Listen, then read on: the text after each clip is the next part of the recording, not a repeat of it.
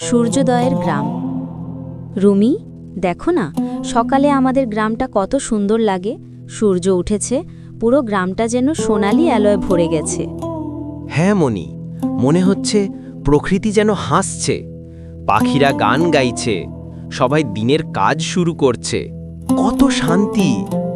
দাদু বলতেন এই পাহাড়ের পেছনে নাকি এক জাদুকরী সূর্য থাকে। সে প্রতিদিন নতুন আলো পাঠায়, যেন মানুষের মন ভালো থাকে। তাই তো, সেই আলোয় সবাই কাজ করে, হাসে, একে অপরকে সাহায্য করে। এই গ্রামটার সবচেয়ে বড় জাদু হলো ভালোবাসা।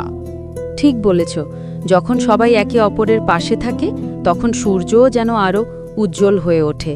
চলো আজ আমরাও কিছু ভালো কাজ করি। বৃদ্ধ চাচার বাগানে গিয়ে একটু সাহায্য করব, কেমন? হ্যাঁ, তাহলে সূর্যও আমাদের দিকে হাসবে। সূর্য ধীরে ধীরে উপরে ওঠে আর গ্রামটা আলোকিত হয়ে যায়। বার্তা: ভালোবাসা আর একতা, এটাই গ্রামের আসল জাদু।